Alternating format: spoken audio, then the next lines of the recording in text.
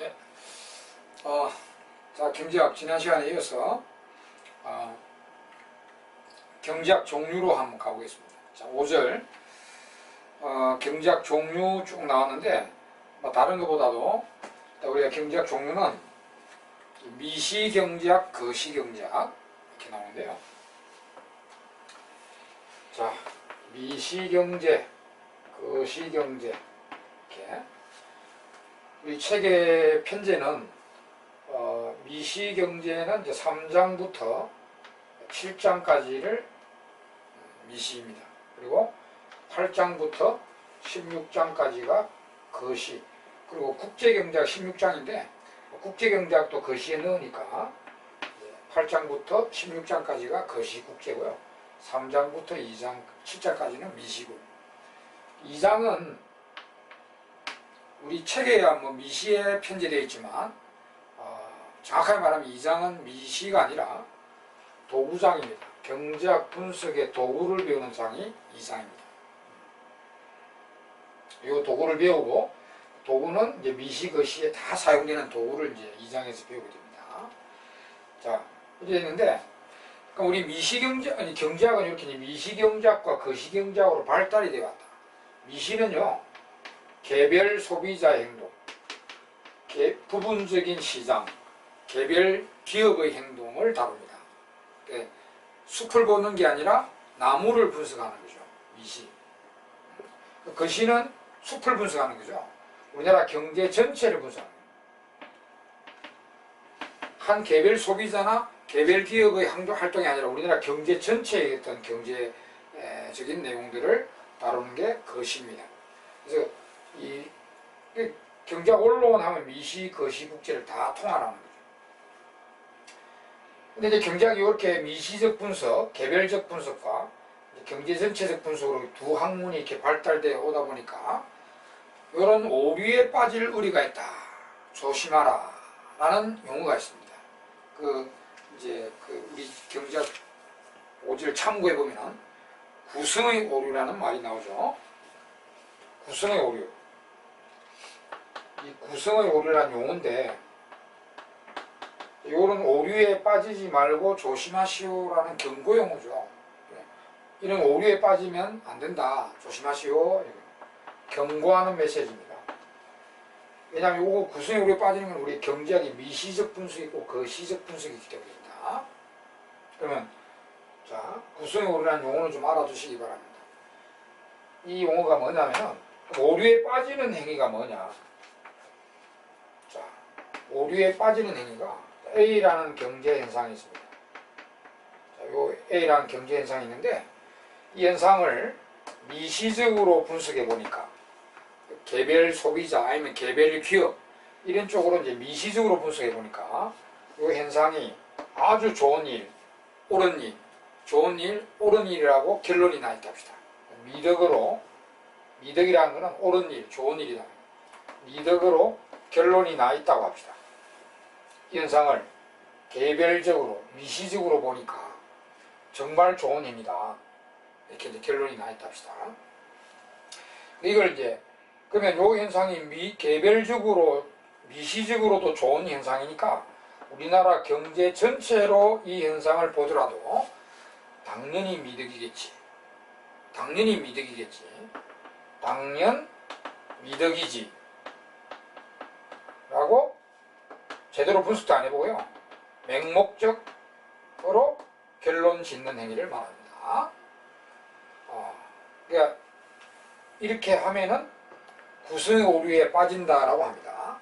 이렇게 하지 말라면 어떻게 하라는 겁니까? 미시는 미시고 거시는 거시다 이 말입니다. 같은 현상이라 하더라도 아무리 개별적으로 미덕일지라 하더라도 이 현상을 우리나라 경제 전체로 볼 때는 꼭 미덕이 아닐 수도 있다는 말입니다. 오히려 도리어 악덕일 수도 있다는 그런 이야기죠. 그러니까 여기 미덕이라 해서 거시적으로도 무조건 미덕이다라고 맹목적으로 결론 내리지 말라는 그런 내용입니다. 좋은 예가 이거는 직접 시험에도 나오는 예입니다. 우리 책에도 그 예제가 나와 있지만 그래서 저축 행위를 우리가 본다면 저축하는 행위는 한 개인으로 봤을 때 한 개인 가계로 봤을 때 이제 저축을 한다는 것은 매우 미덕입니다. 미래생활의 보상, 미래가 불확실하잖아요. 그래서 미래생활의 보상으로서 아주 좋은 행위죠. 자, 그럼 우리나라 거시 전체적으로 저축이 늘면은 미덕일까요, 악덕일까요?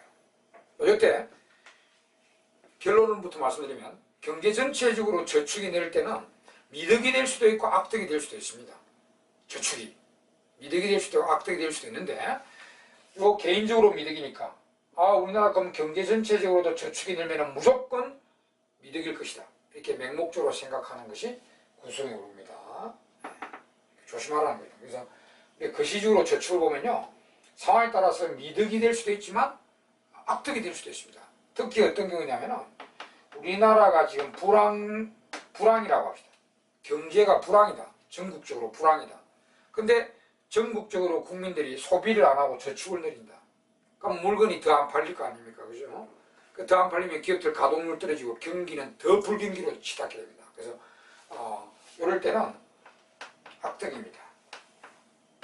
불경기 때는 저축의 거시적으로 늘면요. 경제 전체로 늘면은 경제는 더 불황으로 치닫게 되기 때문에 악덕이 됩니다.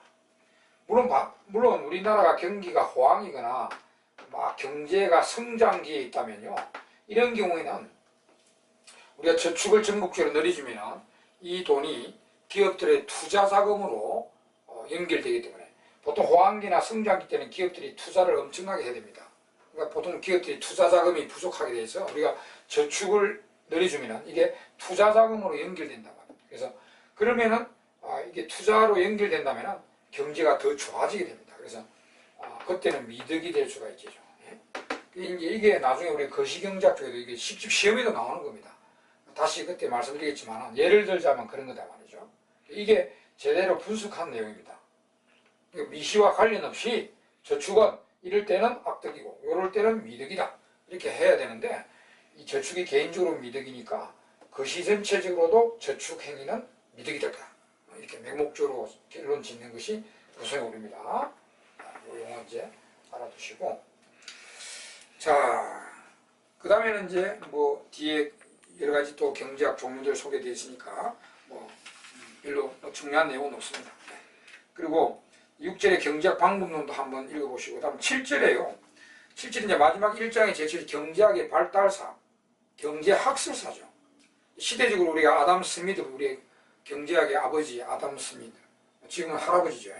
경제학의 할아버지 아담 스미드부터 알고 있는데 그때부터 이제 경제학이 탄생돼가지고 오늘날까지 경제학이 어떻게 이제 역사적으로 변천되어 왔는가를 적어 놓은 건데 이거는요.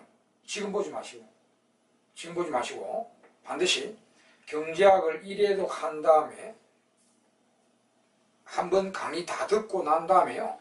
미시, 거시, 국제까지 강의를 다 듣고 한번 공부하신 뒤에 2회독 시에 반드시 보시기 바랍니다. 그래야 더 효율적이다. 그래서 이 책에 적어 놓으세요. 여러분. 반드시 이거 경제학 2회독 할 때 반드시 본다. 경제학의 학설사입니다. 그러면 내가 공부한 경제학자나 그 이론 이런 것도 여기 시대가 어느 시대에 등장한 학자인지 어느 시대 때 나온 이론인지 이런 걸 이제 내가 배운 이론이니까 그게 이제 역사적으로 이제 꽤 맞춰진다는 거죠. 그래서 반드시 이해독할 때 반드시 실제 경제학의 발달사는 요하고 그 뒷페이지 보면은 각 학파의 사상, 학자들, 이론들 이렇게 적어 놓죠. 그래서 이해독 시 반드시 읽어보시기 바랍니다. 상당히 도움이 될 것입니다.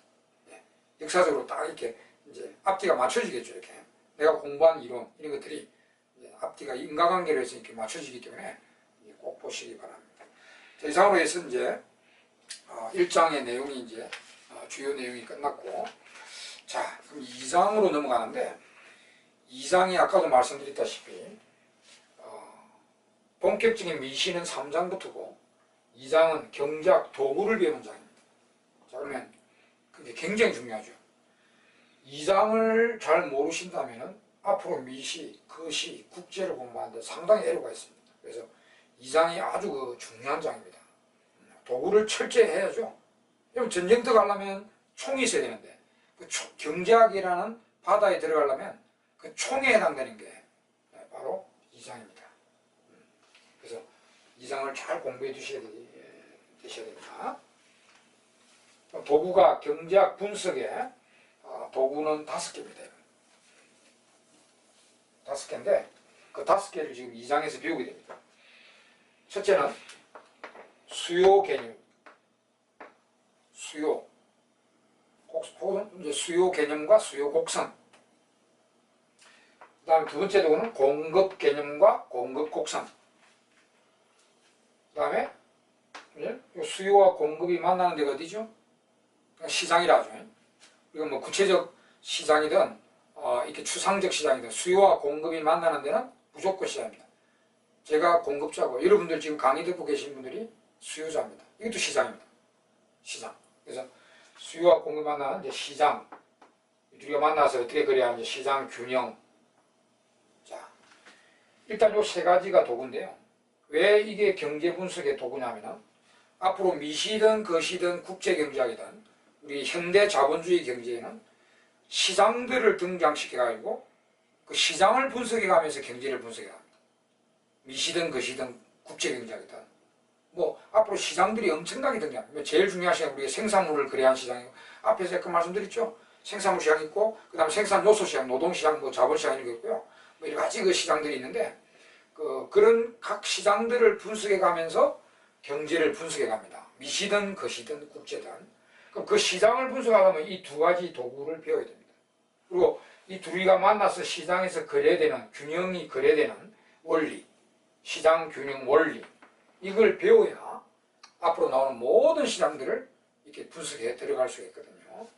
물론 우리 시장에서는 시장들 중에 제일 중요한 시장이 생산물 시장입니다. 생산물을 예로 들어가지고 수요 공급 시장 균형을 이렇게 공부를 해가지만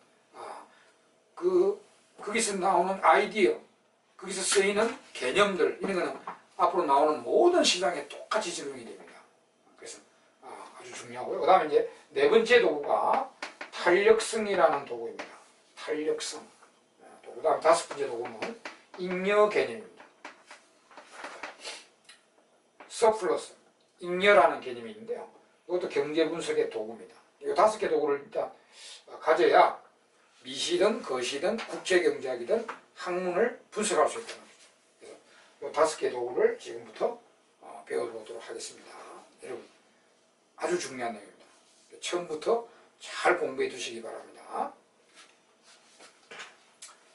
자, 먼저 수요에 대해서 보겠습니다. 수요. 첫 번째 도구 수요에 대해서 보겠습니다. 디맨드. 물론 여기서는 생산물 시장을 예로 들겠습니다. 붕어빵 시장. 제가 붕어빵 경제학이라는 별칭이 있거든요. 붕어빵을 많이 예로 드니까 그래서 붕어빵도 제 주식이기도 합니다. 주식이기도 하니까 제 주식은 김밥, 라면, 붕어빵, 오뎅 이런 겁니다. 된장찌개는 특식이고요. 그래서 요 이제 붕어빵 시장을 예로 들어 생산물 시장이죠. 생산물 시장을 예로 들어가지고 이제 수요를 빗대어 이제 설명 들어갑니다. 자, 수요, 디맨드. 일단 빵을 사려고 의도하는 양입니다. 실제 산 게 아니고요. 의도하는 것을 말합니다. 수요, 사려고 의도하는 것. 이게 이제 수요고요. 그럼 우리가 이제 빵에 대한 수요량을 결정하게 되네요. 우리 이제 한 개인 소비자가 있다. 빵에 대한 수요를 결정하는데, 수요량을 결정하는데 여러 가지 영향을 받죠. 수요에 영향을 주는 요인과 이 빵에 대한 수요량을 이렇게 함수관계로 나타냈죠. 하여튼 우리 생산물에 대한 수요에 영향을 주는 요인은 진짜 많습니다. 굉장히 많습니다. 그래서 그걸 이제 함수로 이렇게 만들어 놨죠. 수요 함수.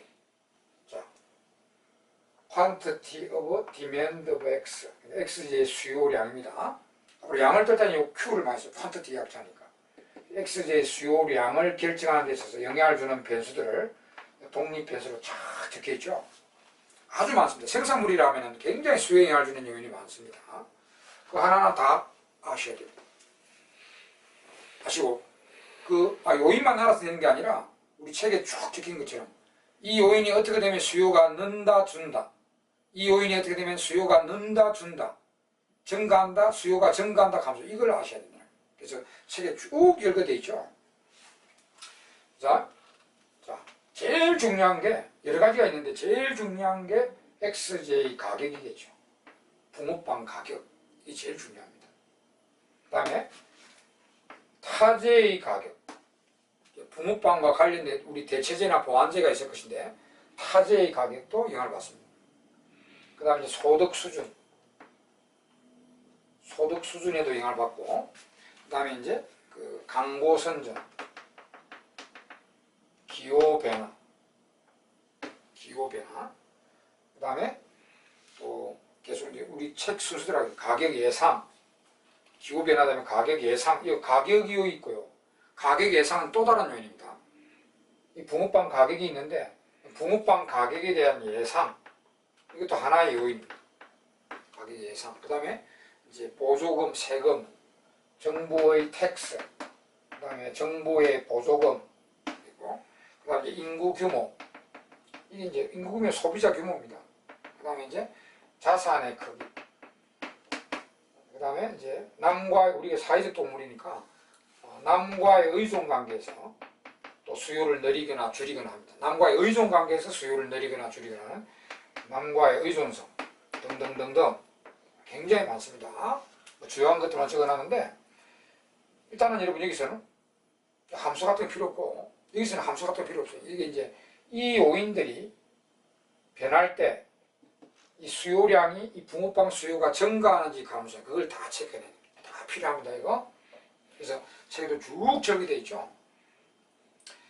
자, 하나씩 다 빠져보겠습니다. 일단 이 붕어빵 수요량에 붕어빵 가격이 제일 중요합니다. 일반적으로 이제 붕어빵 가격이 올라가면 수요량은 어찌 됩니까? 일반적으로는 이제 가격이 올라가면 수요량 줄이겠죠? 가격이 내려가면 수요량 늘리게. 그래서 역관계입니다. 거지와 가격과 수요량 간의 역관계다. 그래서 이걸 이제 우리가 수요 법칙이라고 하는데요. 물론 나중에 이제 수요 법칙의 예외인 지하도 있습니다. 예외 지하도 있는데 일단 보통의 지하들은 이제 가격이 올라가면 수요량 줄이고 가격 내려가면 수요량 늘립니다. 그다음 타제 가격이 나왔네요. 자, 타제가 이거 이제 앞에 우리 1장에서 그 소개는 해놓는데 아주 그 타제 가격이 주로 이제 대체제나 보완제입니다. 붕어빵의 대체제의 가격, 붕어빵의 보완제의 가격 변합니다. 만약에 이제 XY가 대체제이다. 그 다음에 XY가 서로 보완제이다. 그때 수요가 어떤 영향을 주느냐. 대체제라면 그냥 여러분 이거 아니면 이거 쓰자. 이거죠. 이거 아니면 저기서 우리 소주 아니면 뭐 드십니까? 술 드실 때 소주 아니면 맥주 드시죠. 소주 아니면 막걸리. 이게 이제 대체제다. 이거 아니면 이거 쓰자. 대체제. 그 다음 이제 보완제는 같이 사용해요. 같이 사용해요. 같이 사용해요. 우리가 필기구와 노트, 안경알 안경테, 신발의 오른쪽 쪽 왼쪽 쪽, 커피와 설탕, 설탕 커피 마시는 거 설탕과 커피 뭐 이런 거 보완제 같이 사용해요. 보완제인데 자 아주 중요합니다. 여러분. 자 그러면 요게 붕어빵 여기 소주를 합시다. 소주 이게 맥주야. 대체제죠. 맥주 가격이 오르면 소주 수요량은 어찌 됩니까? 증가죠. 맥주 가격이 오르니까 맥주 안 먹고 대체제인 소주 수요를 늘린단 말이에요. 그래서 맥주 가격이 오르면 소주 수요가 는다. 그래서 정비례합니다. 정비례하고요. 만약에 이 두 개가 보완제다. 이게 커피고 여기 커피고 여기 설탕이랍시다. 그럼 커피 가격이 올라가면 커피를 안 먹으니까 설탕 수요도 같이 떨어지죠. 같이 사용되니까 한 지하 가격이 오르면 다른 지하의 수요가 같이 떨어집니다. 그죠? 그래서 커피 가격이 오를 때 이 설탕의 수요는 떨어지니까 역관계죠. 역관계. 자, 이런 거 외우지 마시고요. 설탕, 커피, 소주, 맥주 이렇게 생각을 하면서 이제 기억해 두십시오. 그 다음에 소득이 나왔습니다. 소득이 증가하면 붕어빵 수요 어찌 되겠습니까? 이거 사람에 따라 다릅니다. 소득이 늘었을 때 붕어빵 수요가 늘 수도 있고 줄 수도 있겠습니다. 이때 또 용어 또 새로운 용어 아주 중요한 용어 나옵니다. 만약에 소득이 증가할 때 수요가 늘고 소득이 떨어질 때 수요를 줄인다면 그 사람에게 거지하는 정상제라고 말합니다. 정상제. 네. 정상제라고 말하는데, 만약에 이 사람에게 이 재화가 붕어빵이 정상제라면 소득이 올라가면 수요를 내리고 소득이 떨어지면 소비를 줄입니다. 그 정비례가고요. 만약에 이제 이 정상제의 반대가 열등제랍니다. 열등제면은 소득이 올라가면은 수요를 줄이고 소득이 내려가면은 수요를 내립니다. 반대로 소득과 수요가 역으로 움직이는 제화를 열등제라고 합니다. 이거는 사람마다 붕어빵이 열등제인 사람이 있고 정상제인 사람이 있습니다. 그거는 이제 시험에 나오면은 이제 출제자가 X제가 정상제다, 열등제다 이렇게 말을 해놓고 물어봅니다. 그러니까 정상제의 정의를 소득과 수요가 반드시 정상제 열등제는 소득에 대해서 수요가 지되는가 정의되는 겁니다. 그래서 소득과 수요가 정비례하면은 정상제고요. 역비례하면은 열등제라고 이렇게 정의가 됩니다. 지금 대체제, 보완제 했고요. 정상제, 열등제 이런 거는 굉장히 중요한 용어들입니다. 확실해 주십시오. 네. 그 X제, Y제가 대체제다. 그러면 정의다 이렇게 외우지 마시고. 대체제라면 그러면 소주와 맥주가 대체제지. 그러면 이게 소주다, 이게 맥주다 이러면 소주 가격이 올랐다. 맥주 수요가 지되는가? 맥주 먹자. 소주 먹자 이제. 맥주 가격이 오르면 소주 수요가 늘어나죠. 그러니까 이게 같은 방향이면 정비례라. 보완제다. 보완제가 뭐 있더라? 커피와 설탕이지? 커피와 설탕? 그 커피라 보고 이게 설탕이라 보자. 커피 가격이 오르면 설탕의 수요가 떨어지죠. 커피 가격이 오르니까 커피를 안 먹으니까 같이 먹는 설탕의 수요도 떨어집니다. 그러니까 이거 오를 때 이거 떨어지니까 역비례죠. 여러분, 지그재그 올라가면 떨어지고 내려가면 올라갈 때 이게 이제 역비례 관계라. 같은 방에 동반자면은 정비례 관계라 이렇게. 참 우리 정비례냐 반비례냐 이거 경제학에서 굉장히 많이 쓰는 개념이에요. 그러니까 원인과 결과가 올라가면 올라가고 내려가면 내려간다. 이게 동반자면은 정비례 관계. 청개구리면 이거 올라갈 때 여기 떨어져 버리고 이거 내려가면 이거 올라가 버리고. 그럼 이제 역비례, 반비례 관계 이렇게 정의합니다. 그래서 이 소득과도 이 X제가 이 사유 A 사람의 수요라면은 A한테 여기 X제가 정상제이냐 열등제이냐 따라서 이게 정비례일 수도 있고 역비례일 수도 있습니다. 만약 정상제라고 한다면 소득이 올라가면 수요를 늘리고 내려가면 줄이고, 그다음 열등제라 하면은 이게 A한테 X가 열등제다 붕어빵이. 그러면 소득이 올라가면 수요를 줄이고 소득이 내려가면 수요를 늘립니다. 그게 열등제 정상제의 정의입니다. 여러분. 반드시 정상제 열등제는 소득이 변해, 다른 변수는 아니에요. 소득이 변화됐을 때 수요를 어떻게 하는지에 따라서 정의되는 재화의 종류가 정상제, 열등제입니다. 자, 실제 여기까지가 이제 굉장히 중요한 요인들이고, 그 다음에 강보선전을 받으면 뭐 수요를 늘리겠죠. 기호 변화는 이제 더 좋아하게 됐나 싫어하게 됐나. 좋아하게 됐으면 수요를 내릴 것이고, X를 옛날보다 싫어하게 됐다. 그러면 이제 수요를 줄이겠죠. 자, 그럼 가격 예상은 가격이 따로 있고, 붕어빵 가격이 따로 있고, 가격 예상은 따로 있습니다. 자, 가격 예상. 여러분, 앞으로 내가 붕어빵 좋아하는데, 붕어빵 가격이 올라가리라 예상된다. 그럼 지금 수요를 어떻게 하겠어요? 가격이 앞으로 내일 올라가요. 그럼 올라가기 전에 지금 사 먹자 하겠죠? 수요 안 올라가다고요? 내일 올라간다. 그러면 지금 사야죠. 올라가기 전에 사야 되니까 가격이 올라가리라 예상이 되면 수요를 늘립니다. 또 가격이 내일 내려가려 지금 100원인데 내일요 50원으로 내려가려 예상이 됩니다. 그럼 지금 100원 주고 사 먹는 사람이 어떻겠어요? 100원 주고 살려고 하다가도 내일 가격이 내려간다고 예상되면 지금 수요를 줄여버리겠죠. 그죠? 내려가려 예상되면 줄이고 올라가려 예상되면 지금 수요를 늘립니다.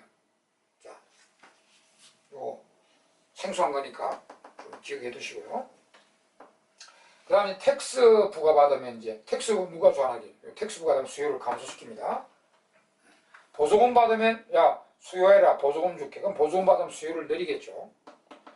인구 규모가 절대적으로 많아 소비자 규모가 많아지면 수요를 늘리고, 자산이 많아지면 그 사람이 가지고 있는 자산이 많아지면 또 수요를 늘립니다. 자산이 많아지면. 자, 그럼 여러분 이 자산이라는 용어가 나오는데요. 자, 자산은 뭐 에셋, 영어로 하면 에셋인데요. 에셋. 자산의 종류는 진짜 현실에 많습니다. 한 사람이 가지고 있는 자산에는 굉장히 많은데 우리 경제학 원론 안에서만, 자, 경제학 원론 안에서만 예로 드는 자산에는 종류가 조금 소개하겠습니다. 우리가 어떤 사람이 가지고 있는 자산 뭐가 있나? 경제학 원론 안에서만 이야기합니다. 현실을 이야기하면 현실에는 너무나 많습니다. 자산이. 자, 크게 나눠서 유형자산과 무형자산으로 나눠집니다. 무형자산은요, 무형, 보이지 않는 거.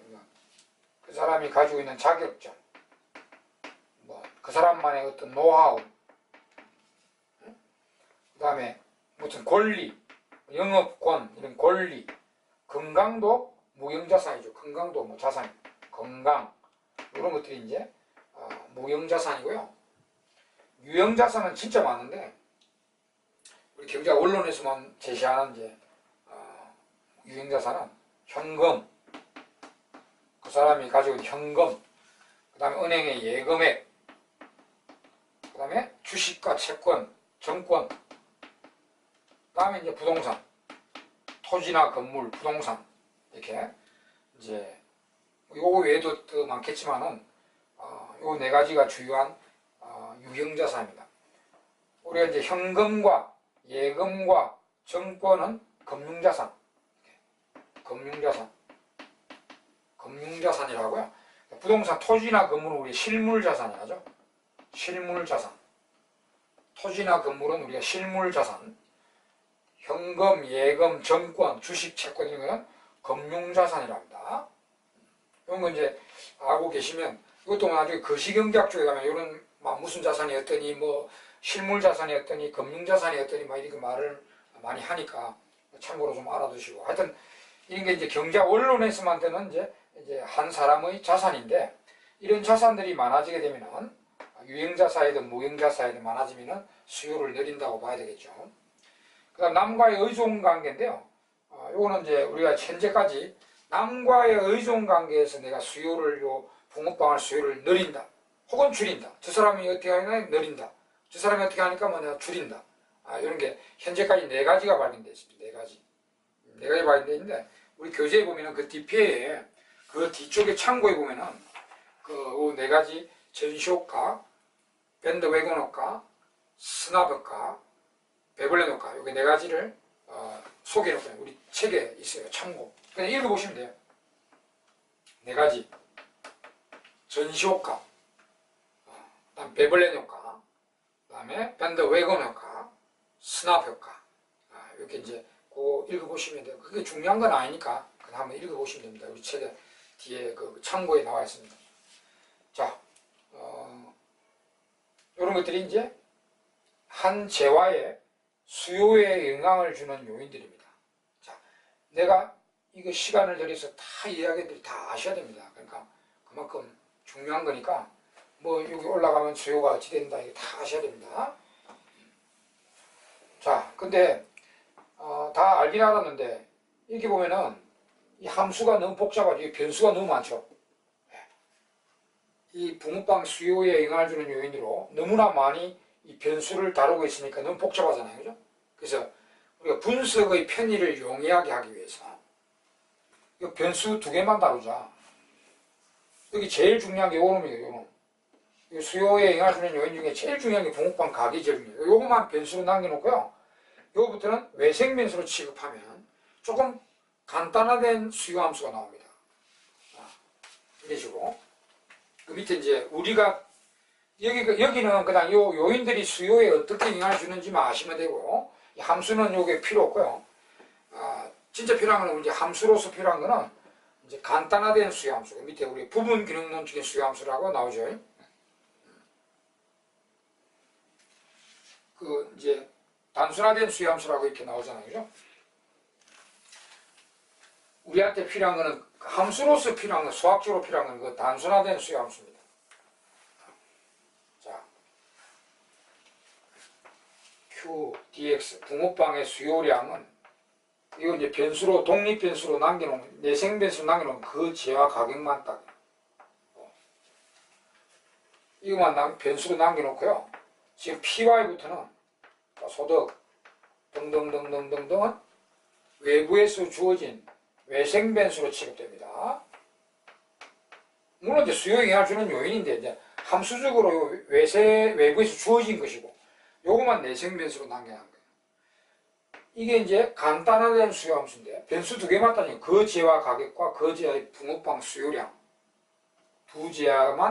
두 변수만 따지는 건데, 이렇게 하는 이유는요, 경제학은 그림을 많이 그리죠. 그림을 많이 그려서 분석하는데, 이 우리가 평면상에 그림을 그리려면 우리가 좌표를 그리잖아요. 우리 좌표를 그리면 이제 두 변수 간의 관계 그래프를 그릴 수 있거든요. 우리가 다변수 간의 관계 그래프를 그리면 입체가 있어요. 입체가. 그러면 그림을 그릴 수가 없잖아요. 평면에. 그래서 이 두 변수만 내생변수로 잡아서 이렇게 그림을 그리고 한다는 거죠. 그래서 그 이유 때문에 간단하게 만든다는 거죠. 그러나 일단 외생변수로 주어진 것도 다 수요 영향을 주는 요인입니다. 요인인데 수학적으로 보면 이렇게 간단화된 이 두 변수들 간의 관계만 나타낸 함수. 이게 간단화된 수함수. 그래서 우리가 필요한 거는 요 함수, 이제 요런 함수적인 것만 이제 필요합니다. 자, 그러면 이제 도표가 처음 나왔어요. 자, 요거를 도표로 표시하자. 도표로. 여기 이제 좌표가 그림이 딱 나왔는데요. 여기에 이제 Y축, 세로축에 붕어빵 가격을 잡고, 여기에 이제 가로축, 여기에 붕어빵 수요량을 변수로 잡겠습니다. 자, 이렇게 하는 거는 경제학 나름대로 통일하기 위해서, 여기 세로축에는 왜 가격을 잡았지? 우리 옛날에요, 수학할 때 y는 fx를 그림으로 표현할 때, 여기 이제 종속 변수인 y를 여기, 그래서 우리가 이걸 y축이라 하죠, 보통. 그리고 독립변수 x를 가로축에 넣으니까 보통 이걸 x축이라 이렇게 우리가 적응되어 왔죠. 이거는 하나의 고정관념입니다. 이렇게 바꿔놔, 여기를 x를 넣고 여기를 y 놔도 아무 상관없습니다, 실제로. 근데 경제학 나름대로 통일하기 위해서 여기를 가격을 잡고 여기를 수요량을 잡은 거예요. 앞으로 여러분 이 그림 처음 나왔으니까 그림에 대해서 좀 알려드릴게요. 경제학은 도표가 엄청나게 나오니까 이 도표를 잘 활용을 해야 되거든요. 아주 잘 집약되어 있는, 요약되어 있는 그런 그림이기 때문에 그림을 잘 활용해야 되는데, 앞으로 그림 나올 때는요,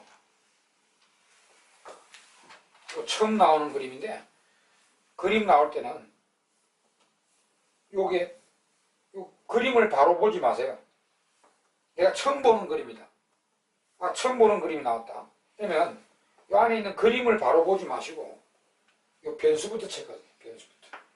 와, 여기는 가격이라는 게 이제 붕어빵 가격이 잡혔네. 여기는 수요량이 잡혔구나. 이걸 확인하셔야 됩니다. 왜냐하면 나중에 비슷비슷한 그림이 많아요. 근데 변수가 달라지면 다른 그래프거든요.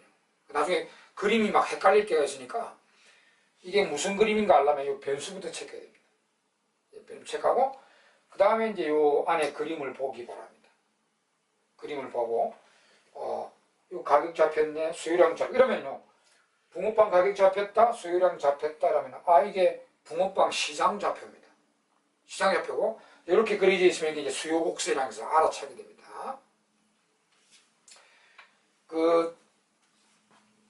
그리고 이제 앞으로 나오는 그래프들 보면요, 거의 다 여기 이제 요 말고도 다른 그래프들 보면은 이게 세로축 있죠. 세로축에는 반드시 이 가격이나 이자율, 환율, 화폐 개념의 변수는 전부 다 이 세로축에 넣게 됩니다. 경제학자들이 자기 나름 전부 통일을 해놨어요. 우리 그림 그릴 때 변수 아무 데나 자기 마음대로 놓지 말고 자기 마음대로 놔도 되지만 통일을 이제 독자들을 위해서 우리 이 세로축에는 화폐 개념의 변수는 화폐 개념이 되는 변수를 전부 다 이 세로축에 놓자. 그리고 양을 뜻하는 변수, 양 개념의 변수는 전부 다 가로축에 놓자 이렇게 통일을 해놓은 거예요. 그래서 이것도 요 종속 변수 요 놈을 갖다가 여기다 안 내놓고 여기 갖다 놔. 독립해서 요거를 요거 갖다 놨어. 이렇게 갖다 놔도 상관없습니다만 이제 그렇다는 거죠. 자, 앞으로 계속 그래프를 나오는 거 한번 보세요. 여기 변수부터 체크해야 되니까 이쪽에는 이제 합해 개념의 되는 변수들이 놓고 양을 뜻할 때는 여기 놓습니다. 근데 특별한 건 있어요. 두 개 다 양을 놔야 할 그런 그래프도 있습니다. 두 개 다 양, 그건 할 수 없이 두 개 다 양이죠. 또 두 개 다 합해 개념의 변수가 들어가는 그런 그림은 없습니다. 경작안에서.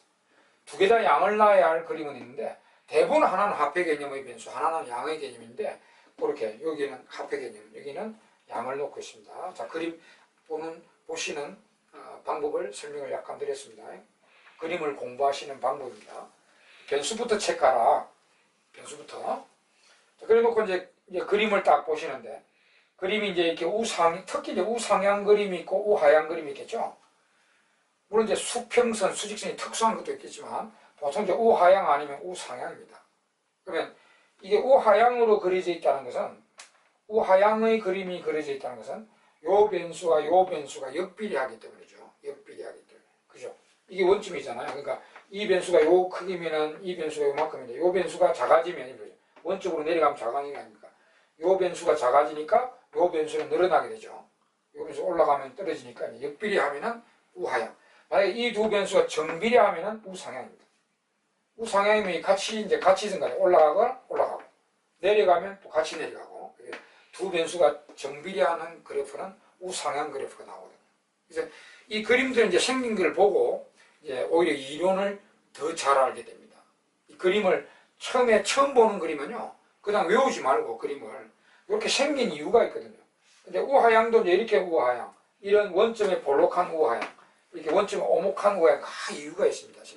우상향도 직선 우상향, 체감적 우상향, 최정적 우상향, S자 형태의 우상향, 이런 그림이 이유가 다 있어요. 그 이유를 처음 보는 그림은 그렇게 반드시 따져보게 돼요. 그러면 이론을 더 잘 이해할 수 있습니다. 그 이론을 이렇게 그림으로 표현하고 있으니까 집약된 이 압축 파일이니까 처음 보는 그림은 반드시 그 형태가 이렇게 생겼다는 것을 곰곰이 따져서 공부하시기 바랍니다. 그게 오히려 여러분 나중에 더 편하게 됩니다. 자, 그림을 공부하시는 방법을 약간 설명을 드렸습니다. 자, 그럼 우리 이론에 들어갔어요. 자, 지금 여기 이제 가격을 붕어빵 가격 잡았고 여기 붕어빵 수요량 잡았죠. 그러면 여기 이제 가격과 수요량 역관계 아닙니까? 그래서 역관계니까 이제 우하향으로 그려지게 됩니다. 이게 바로 수요곡선입니다. 수요곡선은 요 두 변수 간의 관계 그래프죠. 요 두 변수 간에. 다른 거는 이제 외생 변수로 잡아놓고 하고 있는 것입니다. 이게 수요곡선입니다.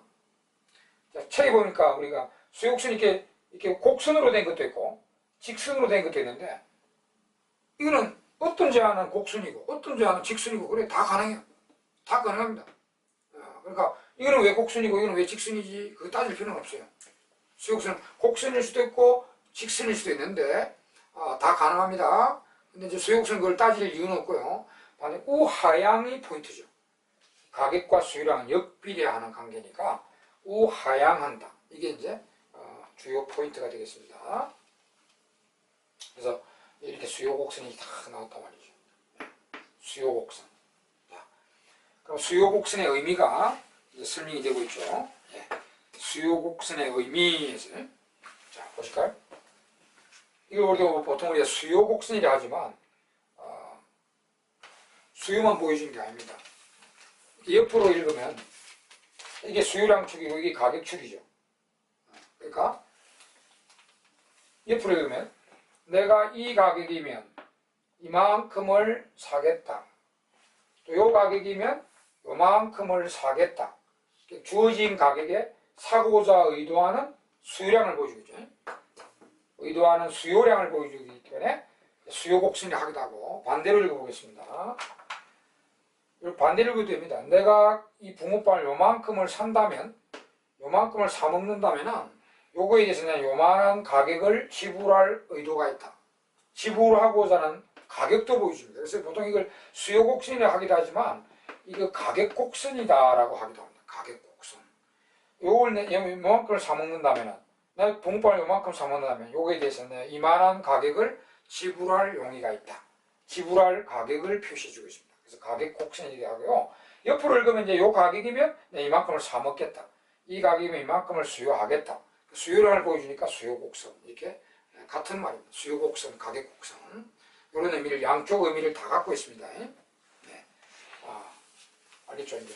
근데 이제 우리가 다음 시간에 할 것은 이제 이 수학적인 내용, 이 수요 곡선의 함수, 직선만 하면 되는데 1차 방정식의 수학적인 개념 이런 걸 아주 중요하게 배웁니다. 예. 그럼 오늘은 이번 시간에는 수요 곡선을 도출은 했고 이 함수에 도출되다면 그 다음에 수요 곡선의 의미 이런 것까지 설명을 드렸습니다. 다음 시간에 계속해서 이에 대한 수학적인 근거들을 쭉 설명하도록 하겠습니다. 예. 이번 시간은 이 정도로 하고 또 다음 시간에 뵙도록 하겠습니다. 수고하셨습니다.